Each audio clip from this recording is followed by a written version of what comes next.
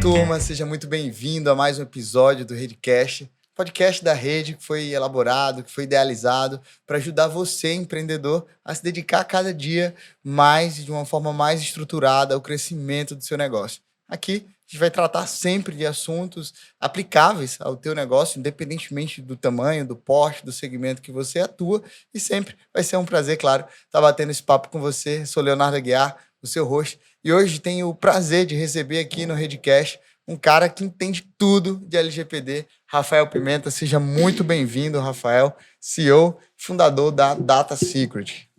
Obrigado, Léo. É um prazer estar com vocês aqui para a gente tratar um pouco desse assunto que todo mundo fala muito, mas nem sempre a gente consegue ter dimensão do alcance, né? Então vamos conversar um pouquinho a respeito disso hoje. Maravilha. Muito bom ter você aqui, Rafael. Começa se apresentando. Quem que é o Rafael Pimenta? Quem é a Data Secret, né, no nosso mercado?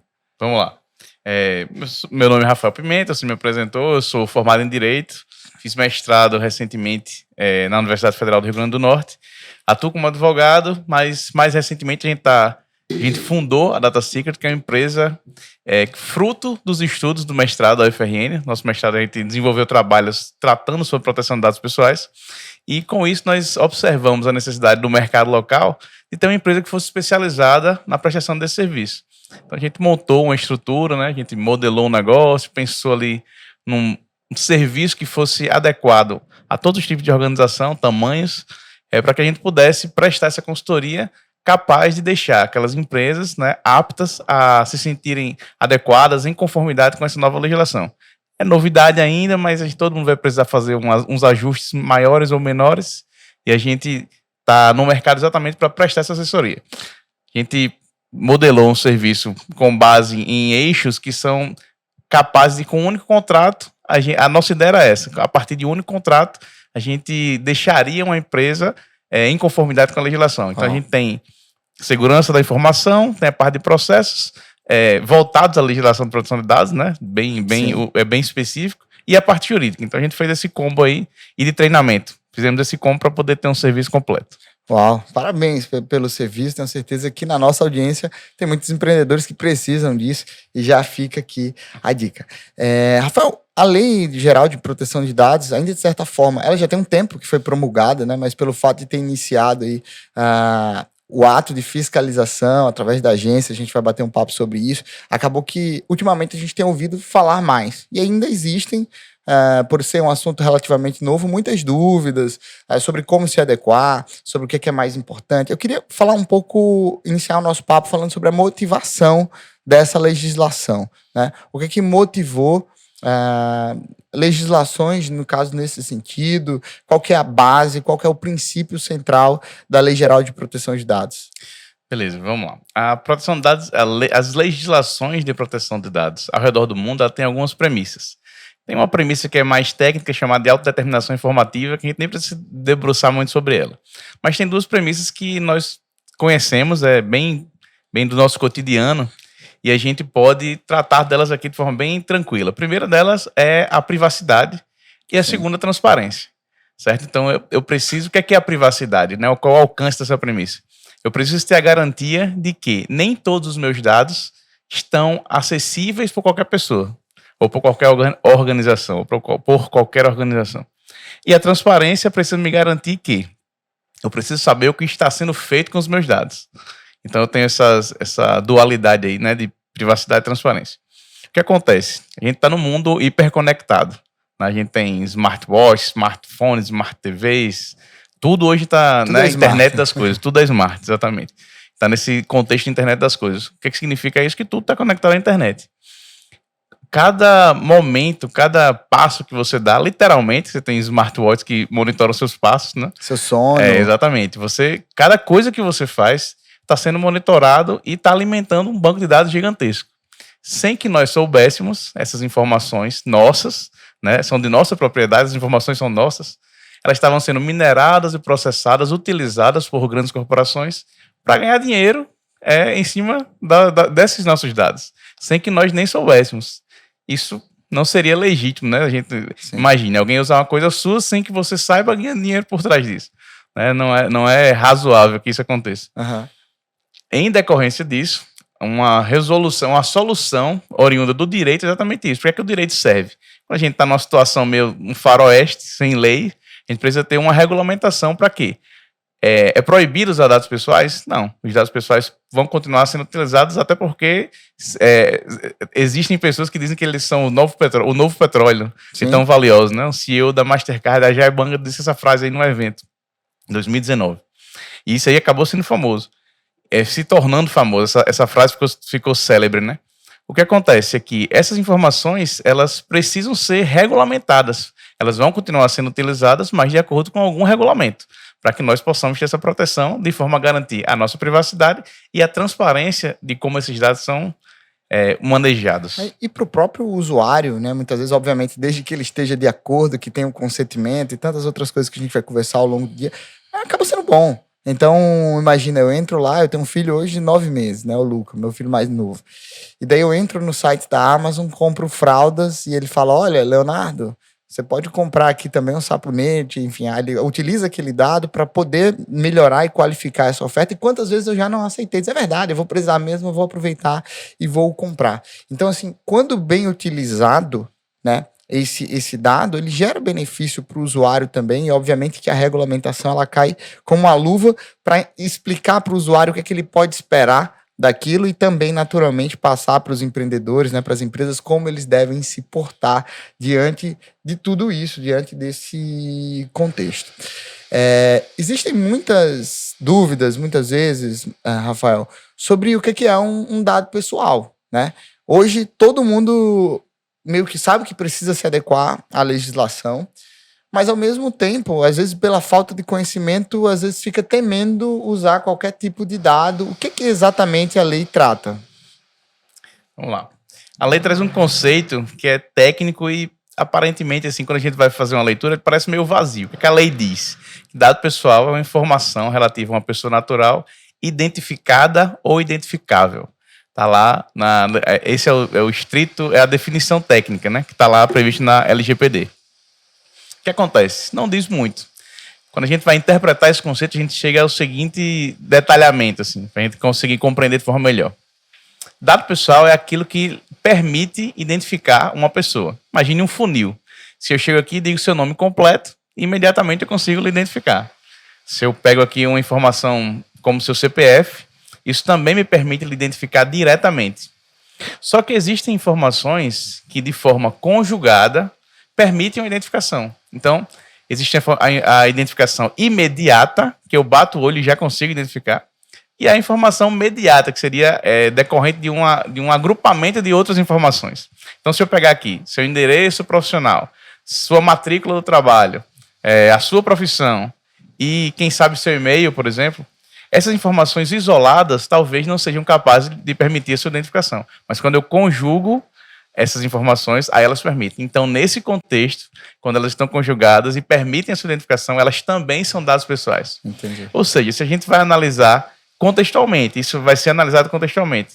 Na prática, qualquer coisa, no final das contas, pode ser um dado pessoal, desde que ela, naquele acervo ali, naquele conjunto, ela viabilize a sua identificação, ela permite a sua identificação. Então, quase tudo pode ser dado pessoal.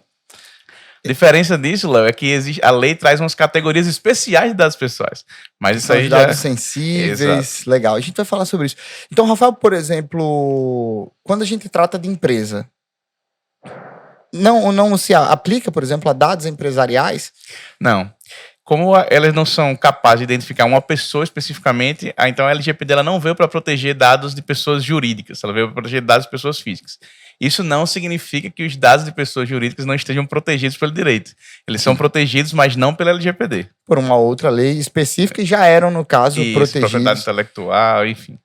Entendi. Maravilha, cara. Muito bom. Rafael, e como que inicia? Imagina que o nosso empreendedor, o nosso cliente está ouvindo agora isso, eles, poxa, eu preciso me adequar à LGPD. Quais são os primeiros passos que esse empreendedor, no caso, precisa dar? Tá, vamos lá. A gente costuma dividir os projetos de adequação em 4 eixos, como eu te falei. Então, um dos eixos importantíssimos é a parte de treinamento e conscientização das pessoas. Por quê? Porque as pessoas são um elo frágil. Não adianta nada você elaborar documentos muito bem escritos ou até de fácil entendimento, que é o que a lei preconiza. A lei pede que esses documentos sejam de fácil compreensão. Se você, no final das contas, aquela pessoa lá que vai pegar o pendrive, vai colocar qualquer um pendrive no seu computador sem atentar para isso. Aí eu falei do pendrive exatamente para puxar o segundo eixo, que é o eixo de segurança da informação. Por quê? Porque nós temos dados arquivados fisicamente, em papel, e a LGPD também se aplica aos dados arquivados em papel, né? Independente do banco de dados, se o dado foi coletado, ele está em poder da empresa. Se você tem lá um acervo das fichas dos seus funcionários, repleto de dados pessoais, de informações bancárias a informações de filhos. São dados pessoais, embora estejam em papel, eles também são alcançados pela proteção da LGPD. Precisa se preocupar com isso também. E os dados de sistemas, né? Todo mundo usa milhares de sistemas, aqui desde as soluções de Gmail do Google, talvez, até sistemas específicos que a gente usa aqui na nossa cotidiano empresarial. Esses dados também precisam ter uma proteção. Então é que a gente entra, é aí que entra o eixo de segurança da informação. A gente vai precisar ver, existem medidas de segurança adequadas? Existe algum tipo de criptografia precisa, é necessária? Quem tem acesso a esses dados? Existem alguns mecanismos de proteção, antivírus, sistemas operacionais atualizados, existe uma equipe que monitora isso. Beleza, isso aí a gente pode fazer. Às vezes a gente vai ampliando aqui, né, a aplicação, mas às vezes a nossa empresa se resolve com a atualização do Windows e uma atualização do antivírus. Né? Vai depender, os projetos vão depender do tamanho das empresas. O outro eixo é o eixo de processos, por quê? Eu preciso analisar o ciclo de vida dos dados pessoais. A LGPD, ela diz que ela se aplica às operações de tratamento de dados. O problema é que o conceito de tratamento de dados é absurdamente gigante para a LGPD. Ele vai desde o acesso. Ora, o acesso é o quê? Visualizar. Você visualizou um dado, você teve acesso a ele. Então, você vai desde o acesso até a coleta, a produção e até a eliminação do dado.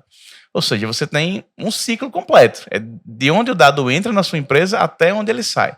Como ele entra e de que forma ele é eliminado. Se você imprime um papel repleto de dados pessoais e depois que você não precisa mais dele, você vira e usa como rascunho, você está eliminando de forma adequada os dados pessoais. Ou se você simplesmente amassa e joga no cesto de lixo, talvez não seja a forma mais adequada de eliminar. Eu vou picotar, usar uma desfragmentadora, nos casos empresas maiores, talvez incinerar. Então, o processo, esse fluxo de dados, de onde ele entra até onde ele sai, também é um ponto importante. E por último, eu deixo por último até de forma proposital, porque normalmente a gente relaciona que quem entende de lei são advogados, né? Então, na LGPD, quem entende é advogado. Mas eu deixo por último de propósito, por quê? É um dos aspectos só da legislação. A legislação LGPD é uma legislação muito transversal, ela ela engloba todos esses aspectos. E a parte jurídica, né, vai aí entrar no desenvolvimento de cláusulas contratuais adequadas à legislação de proteção de dados, elaboração de documentos, de políticas e etc. Então a gente tem esses 4 eixos. Como é que o empresário, nosso amigo empresário, pode começar a se preparar para a LGPD? Tendo atenção a isso, tentando treinar, conscientizar a sua equipe, tentando visualizar alguns elementos de segurança da informação para deixar sua estrutura mais segura, tentando identificar aonde estão os dados pessoais, desde o início até o fim da cadeia. Inclusive, no artigo 37, a lei... De todo mundo, de colaboradores, de clientes, parceiros, fornecedores. Todo mundo. Se é possível identificar um CPF que está por trás daqueles dados, esses dados precisam ser protegidos. Precisam ser protegidos, exatamente. Legal. Perfeito. Então, assim, toda essa cadeia... E, por fim, a elaboração dos documentos. Então, aí talvez a gente tem aquelas soluções que são meio fast foods, né? Que a gente vê uns modelos mais prontos. São suficientes? Normalmente não, porque a gente precisa analisar o detalhe. Sua empresa minha empresa pode ser até do mesmo ramo de outra, mas os meus processos internos quase necessariamente são diferentes, né? A forma como eu faço é diferente da forma como meu colega faz. Então esse detalhamentozinho é importante que esteja, porque senão você vai ter um documento vazio, né? Que ele é totalmente inócuo. Exatamente. E como que a justiça lida com isso? Assim, diante de um caso, de um vazamento de dados, e quando você se pega, você se dá de cara ali com uma documentação que ela é genérica. Pois é perigoso. A gente está numa situação, num momento, num contexto de implantação da legislação. Então a gente está aí na parte a gente vai passar por um processo de maturação disso. Imagine que na década de 90, quando surgiu o Código de Defesa do Consumidor, o pessoal achava, isso aí não vai nem pegar, né? Porque é muita obrigação para os empresários e muito direito para os consumidores. E hoje a gente tem aí, né? A gente passou por um momento que as indenizações, por exemplo, eram altíssimas. E aí esse momento foi sendo ajustado, a gente foi tendo um momento de acomatação até que a gente tem um período de estabilização. Os direitos dos consumidores continuam sendo válidos, só que agora as indenizações elas são mais razoáveis. Então não é que a lei não pegou, é que ela precisou passar por um período de ajustes. É o que a gente vai ver com o LGPD provavelmente. Então a gente analisa, por isso que você está falando, o grau de culpabilidade. Por exemplo, digamos que teve um vazamento de dados e o cara estava fingindo que estava adequado, tentando fazer essas soluções aí. O grau de culpabilidade dele provavelmente vai ser maior e a indenização corre o risco de ser maior do que aquele que realmente se esforçou para fazer uma coisa, né, específica, voltada à realidade dele. Então isso aí é assim, o que a gente vê pela prática cotidiana, mas a gente ainda não tem muitos exemplos relacionados ao LGPD, porque ainda a gente está, querendo ou não, está no início. Bem no início, né? Esse assunto é um assunto, por um lado, é recente. A lei foi promulgada quando, Rafael? Já tem um tempo, né? A lei é de 2018. Aí a gente teve um período de 2 anos, que a gente no direito chama com um nome esquisito, chamado vacatio legis. Mas é só para dizer que ela teve uma suspensão de 2 anos para as pessoas irem meio que se acostumando com ela. Então, 2018 a 2020, ela existia, mas não era aplicável. A partir de 2020, ela passou a ser aplicável. Entre 2020 e 2021, ela era vigente já, mas ela não poderia, na verdade, as punições não eram passíveis de aplicação. Então, assim, só que a gente está em 2023, né? Então, de 2018 para cá, a gente já teve uma evolução, assim, significativa e embora no Brasil as coisas sejam mais morosas, a gente não parou o tempo inteiro. Então, desse período para cá, só fazendo um resumo rápido, a lei já existiu, já está vigente, as punições já podem ser aplicadas, a proteção de dados já virou um direito constitucional fundamental, já virou uma emenda constitucional, uma coisa bem... Assim, quem achava que não ia pegar, não tem como. Porque o negócio, além de ser um cenário internacional, a gente já tem na Constituição, que é a norma mais importante do ordenamento jurídico brasileiro. E além disso, agora em fevereiro, bem recente, a gente teve uma resolução da ANPD, que depois a gente vai conversar aqui, que é a autoridade que fiscaliza, né, o cumprimento da LGPD, falando sobre a dosimetria das penas. Ou seja, o pessoal já está se movimentando para dizer, quando acontecer uma infração à legislação, as penas vão ser aplicadas dessa forma. Entendi. Maravilha, Rafael. E a gente trouxe à tona esse período, né, que foi promulgada a lei, para dizer assim que já tem um tempo, na verdade, né? Então a turma tem falado agora, porque agora a letra da lei, de certa forma, pode ser usada para punir. E aí, já puxando esse gancho de que, assim, hoje o empresário vê, muitas vezes, a Lei Geral de Proteção de Dados como mais uma obrigação, tipo, mais uma chatice, mais uma burocracia do governo que ele precisa cumprir, quando, na verdade, também existe uma possibilidade, uma estratégia de você trabalhar bem esses dados e mostrar para o cliente que você trabalha de uma forma mais profissional. Mas antes ainda de entrar nisso, né, você falou da associação, na verdade, da agência nacional que regula, né, e que fiscaliza tudo isso. Como que você vê, na prática mesmo, essa fiscalização? Ela está acontecendo? Tá. A agência ela foi criada junto da lei. A lei criou a agência também. Na verdade, é uma autoridade, né? Autoridade Nacional de Proteção de Dados, a sigla é ANPD. Ela foi criada de forma meio que... Ela estava ali no início ainda, ela era totalmente independente, era um órgão vinculado ao Poder Executivo Federal. Então não tinha muita autonomia, estava lá. Só que na própria lei havia previsão de transformar esse ente, né, em uma agência reguladora, vamos chamar assim, uma autarquia de regime especial, tecnicamente falando hoje em dia. Mas o que é que isso significa na prática? É que ela tem muito mais autonomia, muito mais poder, inclusive estrutura econômica, estrutura administrativa, para poder iniciar essas fiscalizações. Na prática, né, você me perguntou, já está acontecendo? Já está iniciando, ela já recebeu algumas demandas para poder analisar, está produzindo materiais, a agência que a gente percebe é que os materiais são muito bem produzidos, inclusive. O que a gente percebe é que eles estão realmente querendo mudar essa cultura. Na prática, o que é que eles disseram desde o início, e eu acredito que ainda vão iniciar aí mais ou menos tratando dessa forma. A intenção da agência inicialmente é mais pedagógica, diz, você está tratando esse dado pessoal de forma equivocada. Ajuste no prazo de tantos dias. Entendi. Tanto é que no regulamento da dosimetria, a previsão é que há uma gradação das punições. Vai começar ali com advertência, depois você vai para uma multa, depois você vai para um bloqueio de banco de dados. Então, assim, a gente imagina que é isso que vai acontecer. Entendi.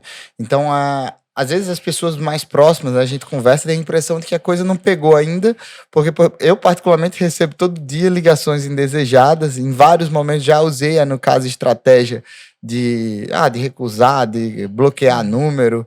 Ultimamente eu tô atendendo, ouvindo com muita atenção, depois pedindo assim generosamente, olha, deixa eu usar aqui meu direito de gestão sobre os dados. Exclua meu número do seu banco de dados, por favor. E é impressionante como isso não acontece do outro lado, né? E a gente vê, principalmente companhias de telefonia, de internet, né?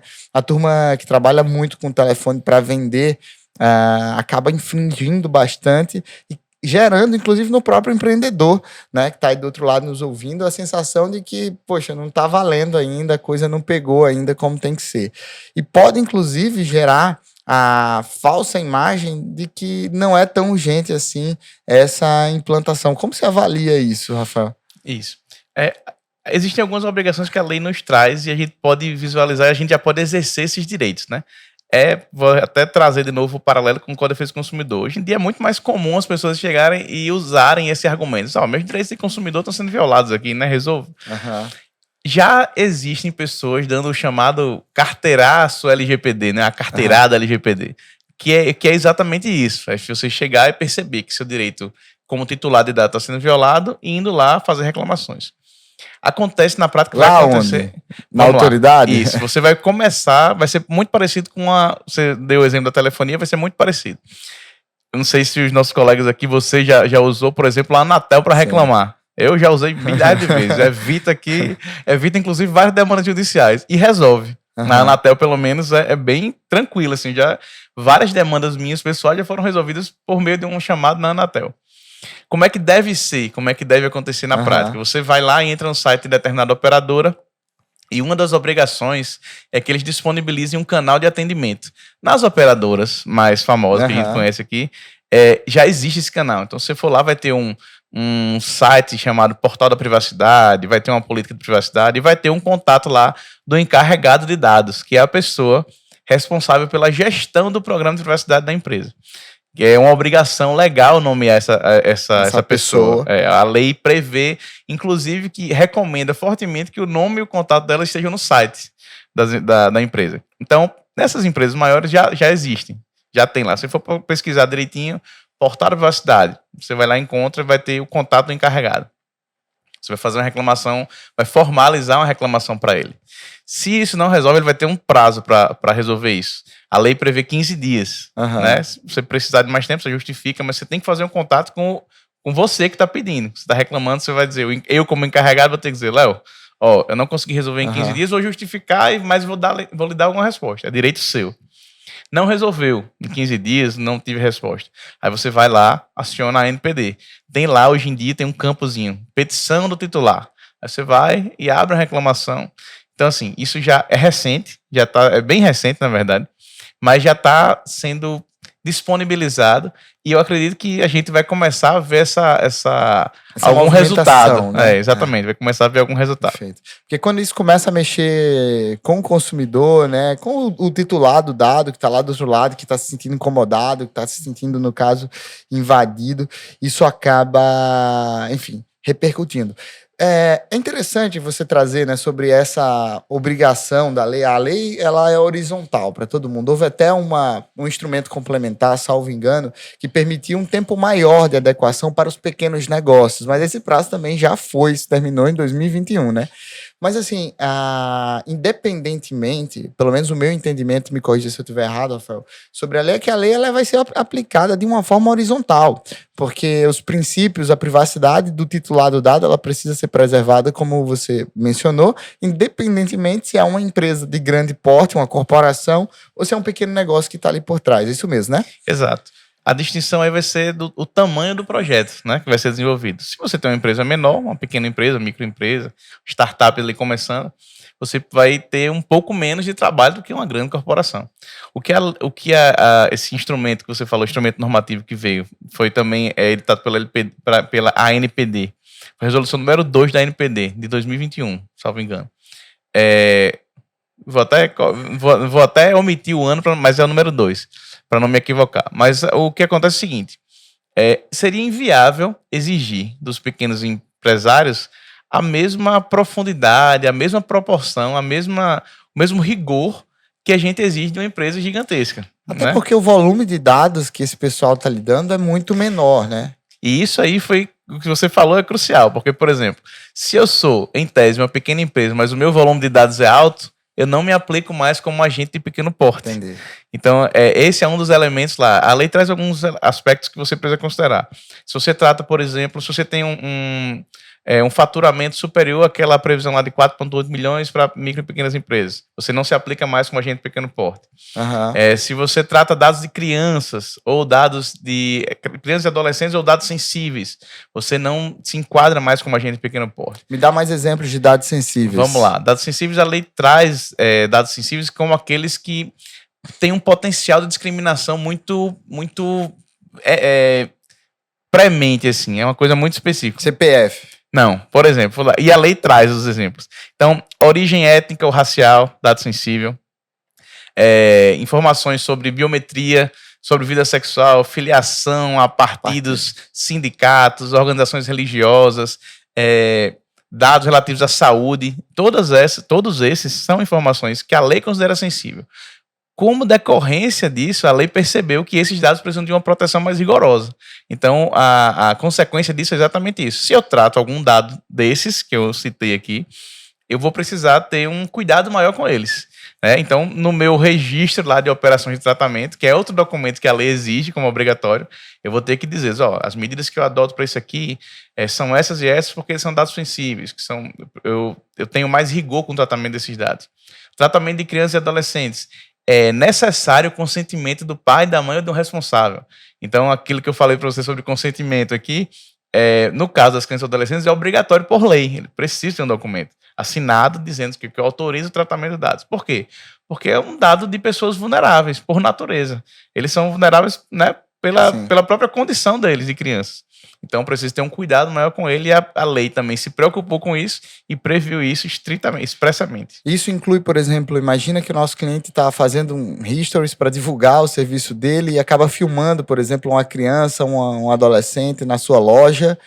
Ele precisa dessa assinatura para poder veicular esse dado? Vamos lá. Aí a gente está mais na parte de direito de imagem do que de dado pessoal. Se você filmou aí e você tem a opção de pegar uma autorização de imagem, é interessante para você ficar preservado. Mas a gente falou aqui que o dado pessoal é aquele que permite a identificação. Entendi. Se ali, talvez, uma imagem rápida ali não me permite a identificação, que é diferente de um acesso por biometria facial. Aquilo caracteriza de fato a identificação de uma pessoa. Então a gente tem esse temperamento aí que talvez, né, a gente precisa ter cuidado, mas não tanto. Perfeito. Estamos aprendendo muito aqui, viu, Rafael? Muito obrigado pela tua generosidade. Me fala sobre sanção, tá? Então você falou que essa movimentação, esse canal que foi aberto, né, junto a essa entidade, a esse ente fiscalizador da lei, ele certamente vai ser amplamente divulgado e, com a medida que o tempo for passando, vai ser cada vez mais recorrente, natural, essa cobrança chegar mais perto do empreendedor. Até onde podem chegar essas sanções? Eu sei que a lei estabelece um limite de valor, mas também com um limitador em relação ao faturamento, não é isso? Isso, exatamente. A primeira punição prevista é a advertência, que a gente imagina que vai ser o pontapé inicial, ali, vai ser o ponto de partida das fiscalizações. Então, vai começar com uma advertência e tem previsão de multas. Pode ser multa simples, vou multar em tantos R$1.000 em razão dessa violação. Pode ser multa diária, vou lhe dar um prazo de 15 dias para você resolver, sob pena de uma multa diária de R$1.000, por cada dia que você não resolver, né? Após o prazo. Isso é bem comum no judiciário, por exemplo. Na entrada num pedido de um medicamento, e aí o juiz determina, forneça em tantos dias sob pena de multa diária. Se não fornecer naquele prazo, a cada dia vai aumentando ali aquela multa. Isso é bastante comum, pode ser também uma prática, vir a ser uma prática comum para a NPD. Isso. Existem as multas, elas são limitadas até 2% do faturamento, né, anual da empresa. E essas multas, mas só que é 2% por infração. Então eu cometi uma infração. Aquela infração ela vai ter uma multa que é limitada a 2%. Cometi uma segunda infração, existe essa limitação novamente. E ela pode chegar até 50 milhões de reais. Normalmente esse valor assusta, né? Mas a gente tem que lembrar que é limitada a 2% do faturamento. E eu sempre costumo reforçar bastante que essa não é a pior das punições, por incrível que pareça, né? A gente, nossa, o que é que pode ser pior do que isso? Quando bloqueio a gente vai. dos dados, Exatamente. Se você tem, por exemplo, o bloqueio dos seus dados, a suspensão das suas atividades por um mês, você vai perder muito mais que 2% do seu faturamento anual. Sim. Então, se você continua progredindo em atitudes contrárias à legislação, você vai, né, ter punições cada vez mais severas. Isso aí é o complicado. Maravilha. Vou organizar aqui tantas informações para que o nosso ouvinte, né, e telespectador possa entender e acompanhar. A gente já falou aqui sobre a motivação da lei, questão de preservar, né, a questão da privacidade desse usuário, evitar essa identificação e o mau uso comercial, ou seja, qualquer que seja a motivação. Você já falou aqui sobre a necessidade de toda e qualquer empresa de se adequar e que para isso precisa passar por um caminho de conscientização, de treinamento das pessoas, fazer as pessoas entenderem, né, a razão de tudo isso, de ajuste processual, de rotina. Às vezes até mesmo um diretor, por exemplo, tem acesso a muita informação que sai da sua sala e não fecha o seu computador, por exemplo, né? A gente está falando de um exemplo muito simples, mas acaba sendo um ponto de vulnerabilidade. Então, a gente está falando de rotinas também que precisam, em processos, ser ajustados dentro de uma empresa para se adequar a essa legislação. Você já falou sobre a questão de eleger, né, um protetor ali para esses dados, que também é requisito legal, né?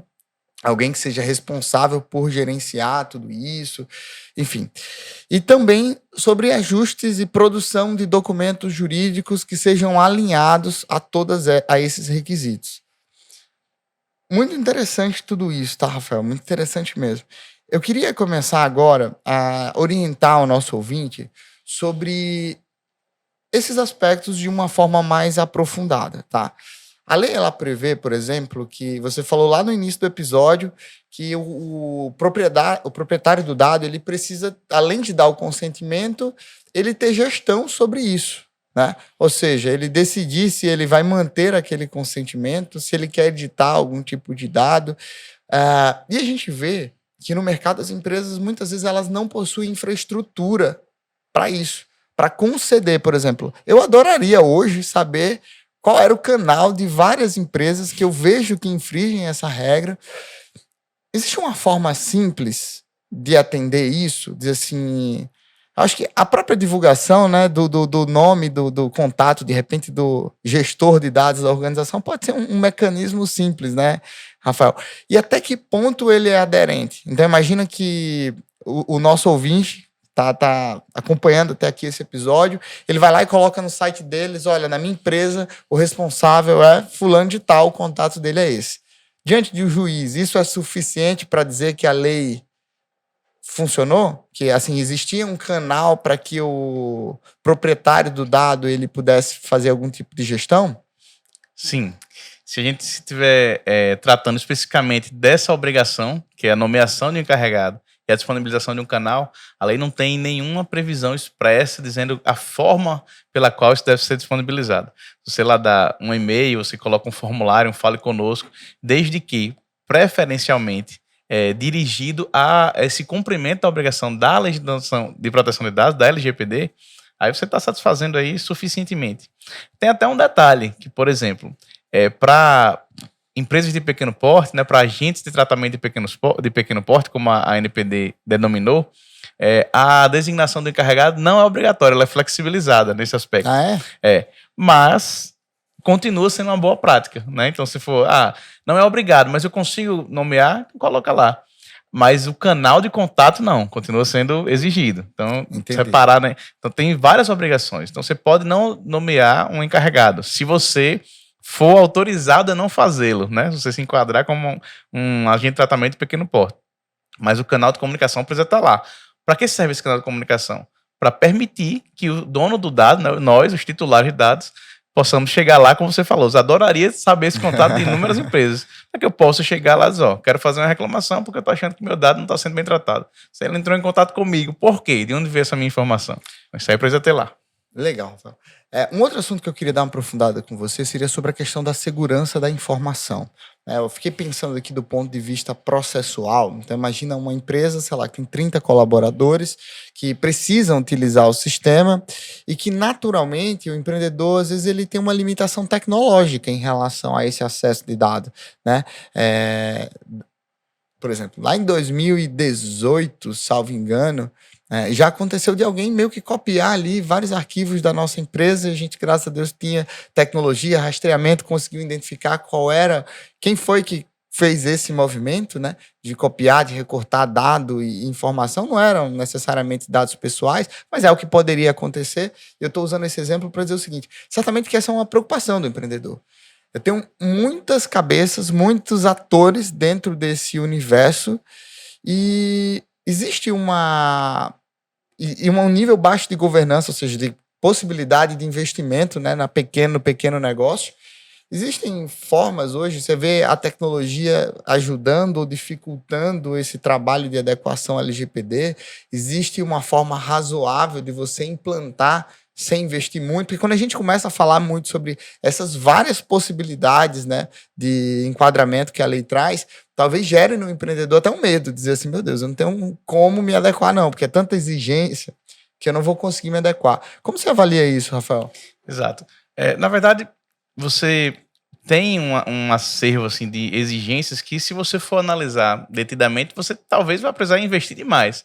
Mas isso é necessariamente preciso? Eu preciso fazer isso tudo? Não, às vezes com medidas bem mais simples você consegue mitigar uma série de riscos que até então você não está mitigando, né? Você não está se preocupando. O exemplo que você deu foi perfeito. Saí do computador, bloqueei minha tela. Isso aí já é uma medida de segurança. Inclusive, é uma das medidas que a gente preconiza nos treinamentos. A gente fala exatamente isso. Legal. Lá o atalho é o Windows L. Tá no Windows L você bloqueia a tela e para você reacessar vai precisar colocar o login e senha. O login e a senha também é outra medida de segurança interessante. Se o computador é totalmente aberto, qualquer pessoa pode chegar a acessar? Não. Melhor que não seja. Suas licenças de antivírus e de sistemas operacionais são atualizadas, elas são legítimas, você tem as licenças ou você tenta usar softwares piratas? Além de praticar um ilícito, você está sendo muito mais vulnerável a ataques. No nosso treinamento lá, o meu colega que é Antônio, né, que é o responsável pela parte de segurança da informação, um dos responsáveis, ele sempre fala, pessoal, ninguém vai ter o trabalho de manipular um sistema e tornar ele acessível para você sem colocar nada lá em troca, né? Não tem almoço grátis. Você chegar lá, você baixou aquele sistema, provavelmente você já foi infectado de alguma forma, por algum malware, né, que a gente chama. O problema é só você chegar lá nessa hora. Então, senhas. As suas senhas, você já se preocupou com isso? Você já conversou com seus colaboradores a respeito disso? Ou você usa lá a rede 123 como senha de todo mundo? Entendeu? Aí, eu sei que na rede ninguém faz isso, mas, por exemplo, isso é uma prática muito comum. Colocar lá meu nome, a data do meu nascimento, do meu aniversário, do meu filho. Não, eu sou esperto, vou colocar a data invertida. Isso aí para um hacker é muito básico.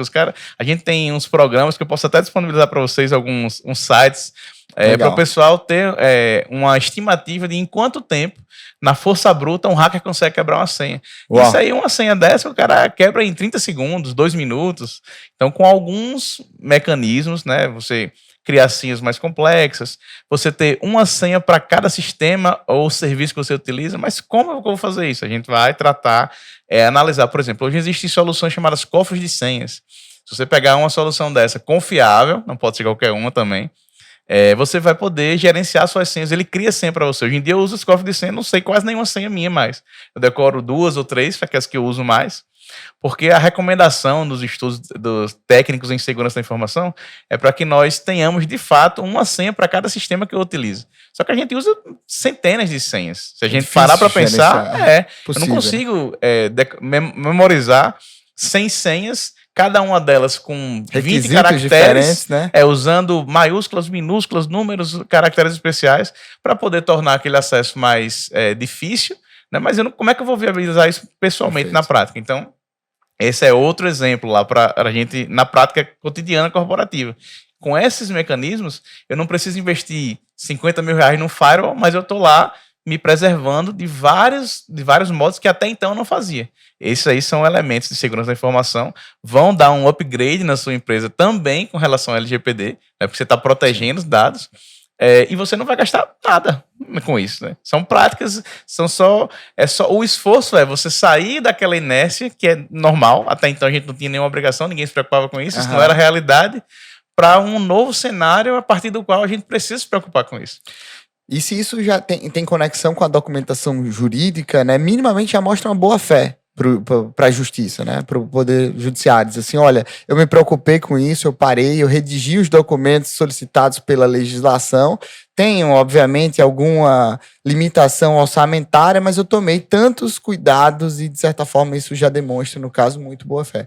É muito legal, Rafael, você trazer essas dicas práticas e simples, né? Porque, assim, traz esse sentimento de que é possível, né? E que a gente consegue, sim, fazer uma boa gestão, no caso, desses dados. E aí eu quero, já finalizando o nosso episódio, caminhar para um último assunto, que é o seguinte: é a questão do uso como um diferencial, no caso competitivo, né? Eu concordo em número, gênero e grau com a frase célebre que você trouxe sobre os dados são novo petróleo. Porque, assim, é impressionante, às vezes as pessoas podem até se assustar quando a gente para refletir sobre como ela compartilha dado o tempo todo. Dado é um registro de um fato, né? Então, enfim, eu particularmente adoro usar a smartwatch, então a gente tem dado de sono, né? Quanto tempo você dormiu por noite, se o seu sono foi profundo, em que momento, se você acordou, levantou, quantos passos você deu. É tão assustador. Em janeiro eu me mudei de casa e fui morar em uma casa em 2 andares. E acho que uns 5 dias depois eu recebi uma notificação no meu celular dizendo o seguinte: Leonardo, eu percebi uma movimentação diferente em relação a escadas. Você tem subido mais escadas desde o dia tal, e foi o exato dia da minha mudança. Então, assim, é impressionante o número o volume de dados que a gente compartilha, quantas calorias a gente está queimando, né, ao longo do dia, quantos passos a gente faz, tudo que a gente compra, cartão de crédito hoje no smartwatch. Então, assim, transações financeiras, e muitas vezes a gente dá o consentimento e nem sabe exatamente como dar esse consentimento. Mas, assim, por outro lado, eu entendo que as empresas que utilizam de forma estratégica esse dado, elas dão um salto em termos de competitividade. Então, se você para ver, hoje eu vejo as empresas usando muito mal esses dados no Brasil, sabe, Rafael? Mas quando você olha para os Estados Unidos e algumas empresas americanas, você vai para a área de saúde, é a turma que todos os seus exames já estão armazenados em um modelo de arquivo específico, e você tem no iPhone o histórico do exame de sangue que você fez, sei lá, há quanto tempo. Então, isso traz um benefício real para o usuário. Eu falei aqui dos dados de sono, né? O quão incrível é você chegar diante de um médico que cuida do sono e te passar para ele um relatório com todo o seu histórico de sono, sei lá, nos últimos 6 meses. E ele saber exatamente como te ajudar em relação a isso. Então, aí eu vejo muito uma pegada de, você que é empresário, que tipo de dado você precisa para gerar um valor para o seu cliente, e seja transparente, né? Dizer assim, olha, eu estou coletando tantos dados aqui, eu acho que não tem problema, a gente pode desmistificar isso, né? Não tem problema de você usar dados, pelo contrário, use, né? Porque assim você vai gerar mais valor para o seu cliente. Se você chega numa Drogazil da vida, então antialérgico eu tenho desconto lá, e quando eu boto meu CPF já gero desconto na obra. Por quê? Porque eu sempre compro. Então, assim, e eu gosto disso, né? Ora, se eu vou precisar comprar aquele medicamento, por que não deixar com que aquela empresa use esse dado para me gerar um benefício, né? Então, eu acho que ganha todo mundo. Mas como que você percebe esse uso do dado como um diferencial competitivo e que pode ser amplamente, pelo menos no meu entendimento, ser amparado pela Lei Geral de Proteção? Não precisa ter medo com isso, né? Não. Vou contar uma história aqui para a gente ter uma ideia. Primeiro que essa discussão sobre proteção de dados pessoais, ela não é de agora, ela remonta à década de 70 na Alemanha. Isso aí então é bem antigo, a gente está falando agora. E dados são extremamente importantes, como você falou, também concordo que eles são valiosíssimos. Tanto é que as pessoas já há muito tempo vêm ganhando com isso. Sobre essa massificação das informações e sobre esse volume gigantesco de dados, tem algumas anedotas que a gente fica sabendo aí, né? Reais, a gente fica brincando, assim, parece brincadeira, mas são histórias reais. Por exemplo, existe uma empresa chamada Target, é uma empresa de departamentos norte-americana. Existe um caso famoso que a Target estava enviando informações publicitárias, né? Você falou que tem um bebê de 9 meses, eu tenho um de 5 lá em casa, lá tá me esperando, inclusive. Então, a gente recebe de forma cotidiana fraldas, mamadeiras, e esse pessoal é esperto, eles sabem. Por exemplo, nunca disse onde eu durmo, mas eles sabem que você pernoita todo dia naquele lugar, então eles sabem que ali é a sua casa, mesmo que você não tenha cadastrado como casa lá. Então, a Target, ela estava enviando informações de bebês, né, de produtos de bebê para uma menina de 13 anos. E aí o pai da menina ficou chateadíssimo, né, revoltado. Como é que pode, minha filha? O que vocês estão tentando estimular para minha filha? Tem 13 anos, uma criança. Aí, para abreviar a história, 9 meses depois, o pai foi lá comprar umas fraldas na Target, né? Porque para o netinho, porque tinha acabado de nascer. A menina estava grávida. A menina, de fato, estava grávida. O algoritmo já sabia, né? Estava minerando dados lá. De alguma forma, ele já sabia. E o pai não, foi lá pedir desculpa depois, porque realmente minha filha estava grávida, vou comprar algumas coisas aqui para o meu neto agora. Então, mudou a história, né? Então, assim, veja o volume de informações que a gente tem. Essas informações são boas, como você falou. Talvez até a maioria das pessoas goste de receber isso. Quando eu recebo uma promoção de uma fralda que está muito mais barata do que em qualquer lugar aqui, eu vou lá e compro. Né? Talvez a adolescente assustada, pesquisando no Google, né, logada ali na conta dela, sobre essa questão de gestação e tudo mais. E tem um detalhe até então, que a gente sempre tem essa impressão de que os nossos aparelhos, smartphones, computador, ouvem o que a gente fala. Até então, quando as legislações de proteção de dados elas não haviam sido implementadas, as definições padrão dos nossos aparelhos eram para permitir as gravações. Então, veja, existe um conceito nessas legislações de proteção de dados chamado Privacy by Default, né? Então, é como se privacidade como padrão, que hoje em dia ela é aplicada.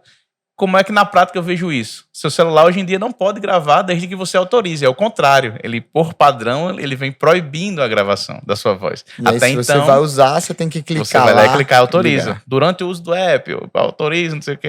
A gente vê isso todo dia. Tem outros cookies. A gente toda a vida agora, quando tá navegando no site, vem lá. Aceita cookies? Aceita cookies, aceitar, concorda, não sei o quê. O que é cookies? Fala aí para nós. O que é cookie? O cookie é um arquivo de texto que permite a sua identificação. Se ele permite a sua identificação, ele mostra ali seus hábitos de consumo, mostra o IP que você está navegando, de onde você está, o local, a cidade, o horário que você acessou. Vai gerando um arquivo de texto.